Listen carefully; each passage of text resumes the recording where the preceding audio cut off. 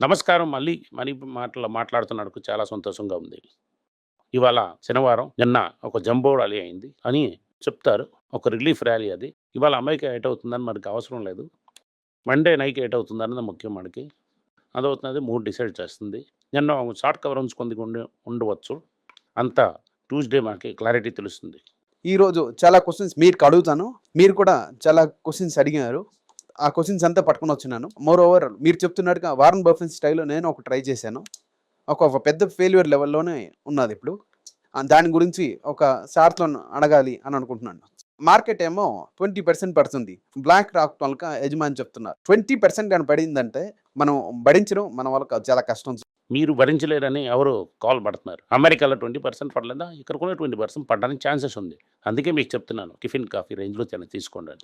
20% పడే ఛాన్స్ ఉంది sir. More than 25% పడే ఛాన్స్ ఉంది. గోల్డ్ అలాగే 38% పడుతుందని చెప్పారు. మీరందరూ షార్ట్ టర్మ్‌లో ఉన్నారు. అతను చెప్తుంది ఏంటంటే జియో పొలిటికల్ టెన్షన్ అండ్ చెప్తుంది 5 ఇయర్స్‌లోని. ఆ 5 ఇయర్స్‌లోనేమో గోల్డ్ 5,000 పోయి అక్కడ నుంచి 38% పడిందంటే అది చాలా బ్యాడ్.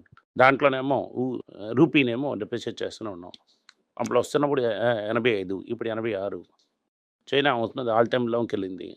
మనం కూడా 92, 93లోకి వెళ్తాం. ఇంకా 3 సంవత్సరాల్లోనే 110లోకి వెళ్తాం.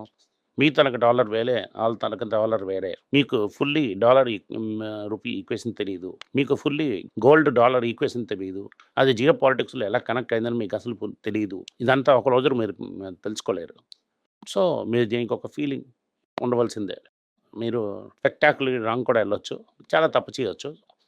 ఒక లెవెల్‌లో రైట్ కూడా ఎళ్ళొచ్చు.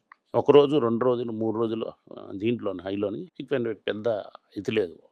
Okay sir. ఇప్పుడేమో యూఎస్ఏ మార్కెట్‌లో చాలా పెద్ద కరెక్షన్ ఉంది. ఇక్కడ నుంచి ఇన్వెస్ట్ చేస్తున్నాను. దాంట్లో ఫండ్ ఆఫ్ ఫండ్. ఇక్కడ నుంచి ఎస్ఎన్‌పి 500 అబ్రాడ్‌లోని ఇన్వెస్ట్ చేయొచ్చా? ఇప్పుడే చూసారంటే మ్యూచువల్ ఫండ్స్‌కి చాలా రెస్ట్రిక్షన్స్ ఉన్నాయి టు బై ఫారెన్ స్టాక్స్. దానివల్లే పరాపరికేమో అది కింద పడినప్పుడు కూడా స్టాక్స్ తయారు చేయడం అవ్వలేదు.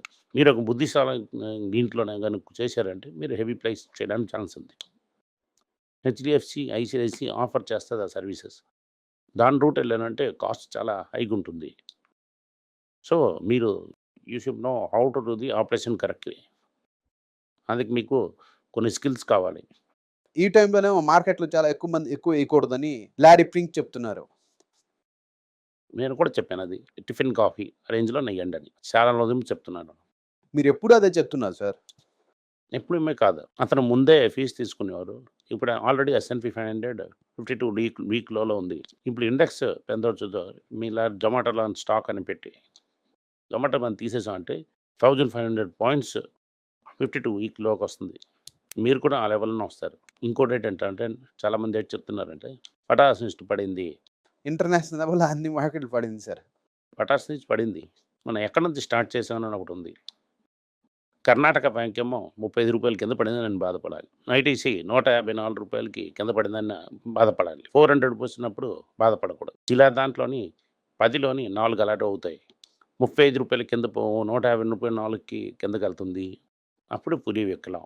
అది పీక్‌లో ఉన్నప్పుడు 40% పోయించి, 30% పోయించి, 50% పోయించానంటే అది చార్లీ మంగర్ చెప్తున్నట్టుగా. వాలటాలిటీ మీతోని భరించడం అవ్వడం లేదు. మీరు మార్కెట్ దుక్కి రాకండి. మీ తలకి లైఫ్ టైమ్‌లోని 2 లేక 3 టైమ్స్ మీ ఎంటైర్ పోర్ట్‌ఫోలియో 50% లో అవుతుంది.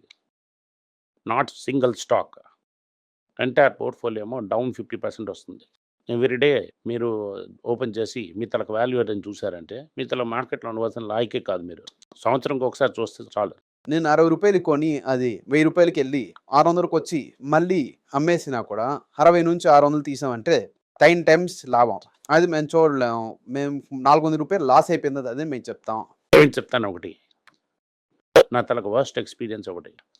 రికవర్ అవ్వని స్టాక్స్ చాలా ఉన్నాయి. రికవర్ అవ్వని స్టాక్స్ కూడా ఒకటి చెప్తాను మీకు. Sadar iron and steel company, Cisco. Promoter ఎవరంట అంటే లక్ష్మీ మిషన్ వర్క్స్. సిస్కో అనే ఒక కంపెనీ స్టార్ట్ చేశారు. అది ఒకే లాస్ అయ్యి సేలం దగ్గర ఆ కంపెనీ వల్ల ఏంటి చేయకపోవడం వల్ల ఒక మునిగిపోయిన స్టేజ్‌లోని జేఎస్‌డబ్ల్యూ తీసుకున్నారు. అదేమో జేఎస్‌డబ్ల్యూ స్టాక్‌గా మార్చేశారు. దాదా ఫార్మాస్యూటికల్స్ అని ఒక కంపెనీ.